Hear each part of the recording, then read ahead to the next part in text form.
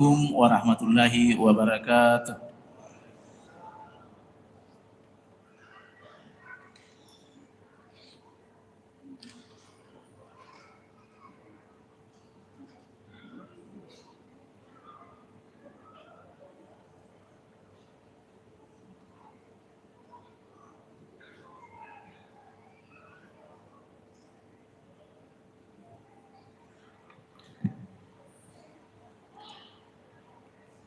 Assalamualaikum warahmatullahi wabarakatuh.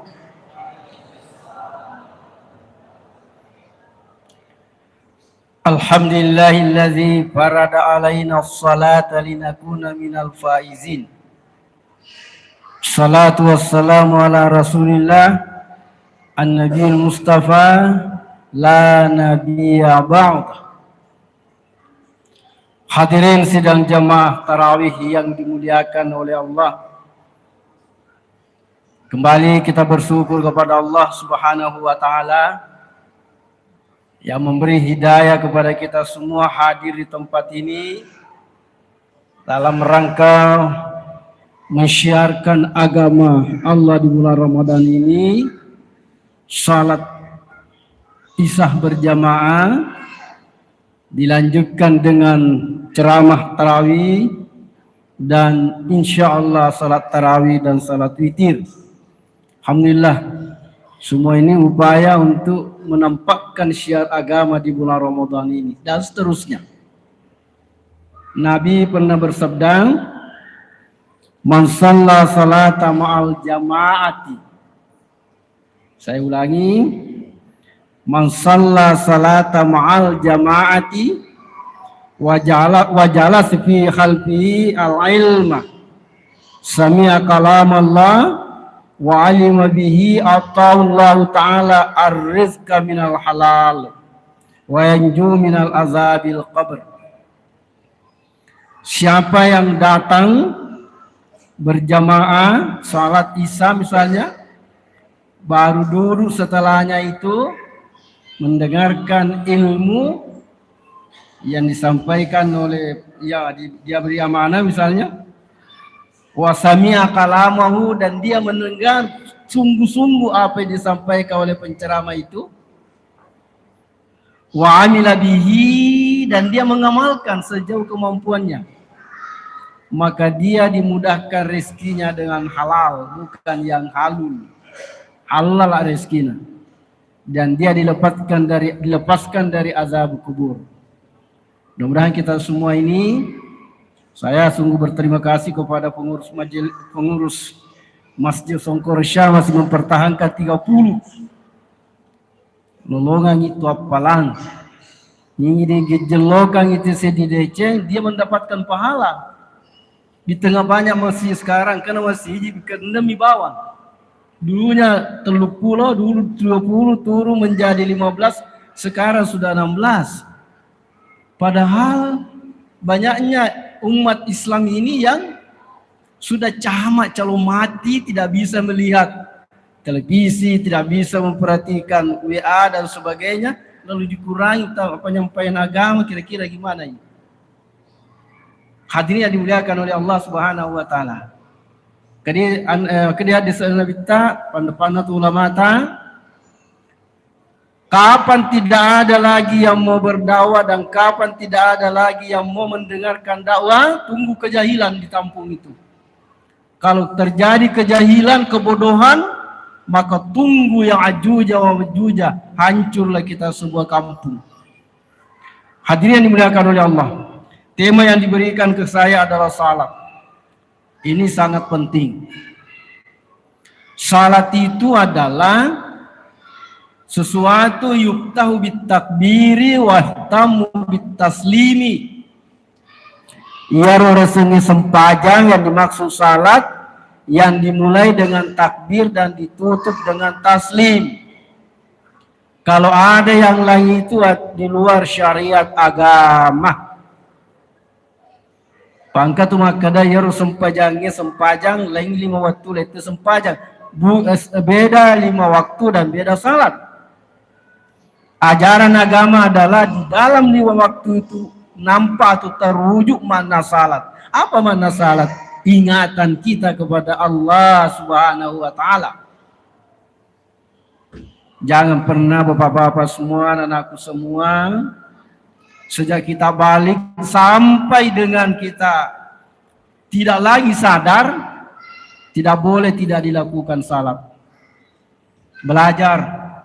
Yang belum tahu apa bacanya, yang penting paling tidak Fatihah kita sudah sempurna, syahadat sudah sempurna.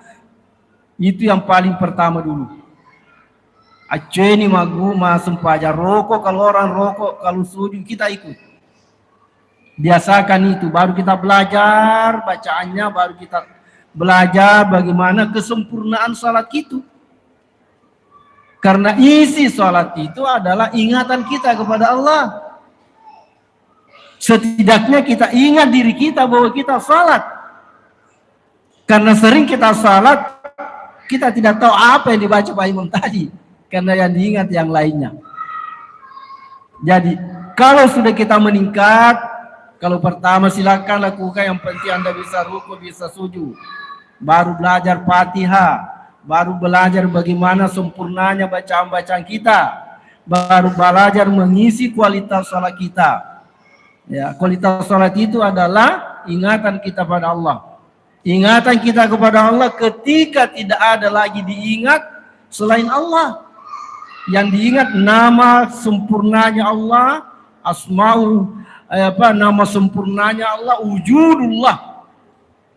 Sifat sempurnanya Allah dan wujudullah, ingatan adanya Allah. Ketika hilang semua ingatan kita, hanya terfokus kepada sesuatu yang kita ingat tidak pernah disentuh oleh panca indera, maka itulah sebenarnya ingatan kita kepada Allah. Sederhananya, aqimis salata li zikri, dirikan salat untuk mengingat kepada Allah Subhanahu wa taala. Hadirin yang dimuliakan oleh Allah, yang saya mau sampaikan sekarang adalah salat itu tidak boleh tidak bisa ditinggalkan selama masih ada ingatan kita atau sebelum kita meninggal. Sebelum masih ada ingatan kita, tidak boleh tinggalkan. Yang prihatin kita bapak-bapak dan saudara-saudara semua, kalau kita sudah sakit. Banyak sekali di antara kita kalau sudah sakit dia nak sempajang. Malah saya dia tona sempaja kalau sudah habis, sudah terakhir penyakit kita itu gimana? Berarti kita tinggalkan salat. Man taraka salata muta'ammidan faqad kafara jihara. Siapa yang meninggalkan salat dengan sengaja, maka dia itu pada dasarnya kafir nyata pada waktu itu. Artinya ingkar dalam waktu pelaksanaan salat itu. Maka saya mau ingin sampaikan kepada kita semua, orang yang sakit itu bukan alasan untuk tidak sakit salat. Napi mesem-mesem dia nak sempaja wa yazbillah. Ya. Sakit di rumah sakit, kalau kita ke rumah sakit itu berapa saja yang orang salat. Yang diurus anaknya hanya makanan dan obat. Sebahagiannya tidak pernah mengingatkan, bapak sempaja ki dulu. Atau orang yang sakit mengatakan, anak pas sempaja nggak dulu. Kasih ingatkan saya salat. Ya kan? Tidak ada alasan, tempat tidak ada menjadi alasan bahwa kita tidak salat. Kalau sakit misalnya dibalut, ya kita uduk di atas pembalutan itu tidak bisa dibuka, jangan dibuka. Sekali lagi, kalau diimpus ki, siapa tahu ada di belakang anak-anakku semua, diharapkan menjaga orang tuanya. Kalau diimpus dan tidak bisa dibuka, tidak usah dibuka. Disapui uduk ya roda senar bawang perbangnya, diniakan nih barjende. Ya Nabi dulu pada ketika perang dia tidak buka sepatunya baru dia uduk, Pak. Ini saya sampaikan sengaja dan memang judulnya adalah tentang salat itu. Sebab prihatin sekali kita. Napi diimpus di bolana dia nak sempajang. Tugas kita yang kita menjadi durhaka penjaganya kalau tidak diingatkan, dibantu orang tua kita atau anak kita yang sakit itu tidak salat. Napi diimpus makoko pak begitu masuk di rumah sakit pasti diimpus. Nah pasti diikat tangannya di situ. Nggak usah menjadi masalah nanti dimarahi oleh suster, nggak usah. Wudu saja di atasnya itu disapui. Kalau masih khawatir tidak boleh kena tembus air, kita pakai tayamum. At-tayamuki. Tayamum paling gampang lagi. Kalau Imam Syafi'i harus dengan debu tanah.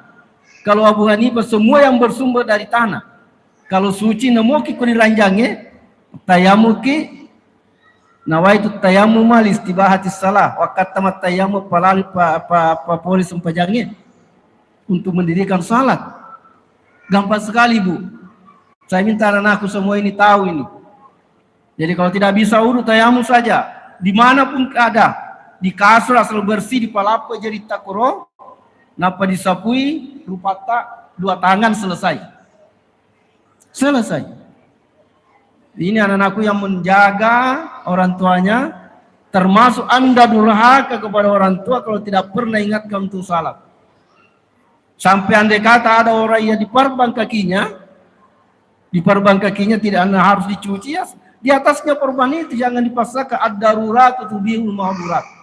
Semua yang darurat itu membolehkan untuk dilakukan sesuatu. Saya terus terang saya sering menangis perasaan saya kalau kemarin saya dari rumah sakit, nggak ada yang salat. Sampai-sampai yang sakit yang saya kunjungi itu nggak salah ki. Nasadena ulin asma baik. Bagaimana kebacampuran nih? Hadirin yang dimuliakan oleh Allah. Bahagialah kalian ketika Anda bisa membantu orang tuanya ketika dia tidak mampu, terutama dalam salatnya itu. Bagaimana kalau tempat pemberingannya mengeluh di laut, mengeluh di awan, tak ada masalah. Di situlah letaknya niat mustaqbala kiblat. Mengeluh di kiblat. Nemu mengeluh di awaki, mengeluh di kaki, sama kalau kita ke pesawat. Pesawat itu pasti disuruh kita salat. Masuk waktu salat, silakan salat. Kita tidak tahu menghadap kemana, boleh.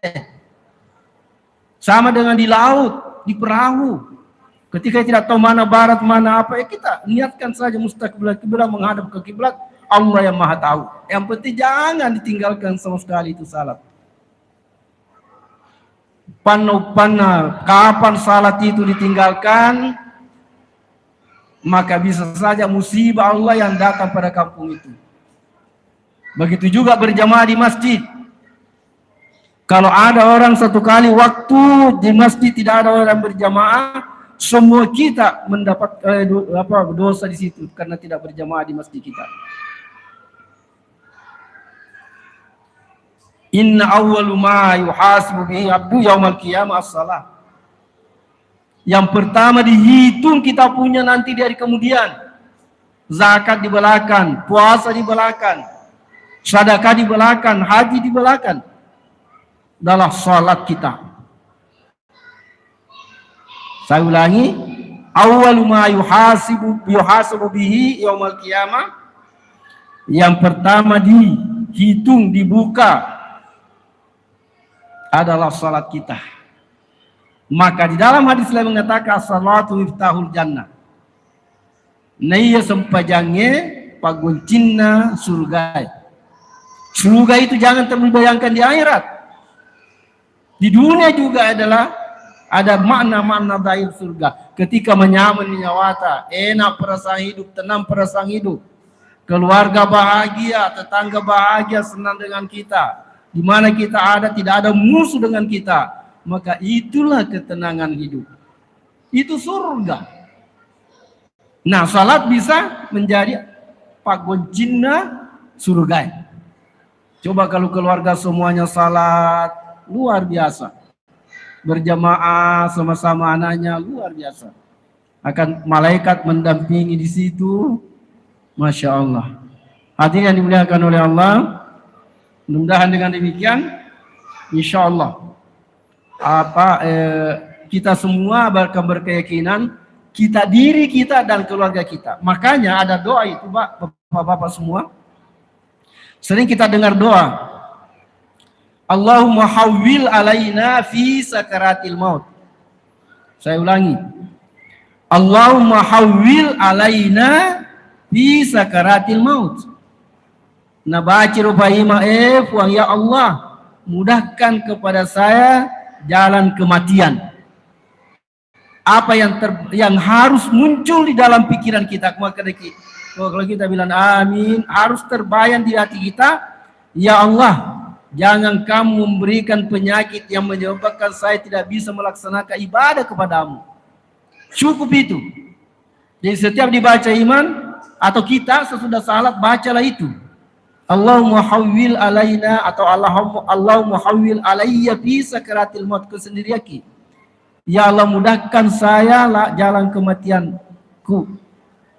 Kesusahan kematian.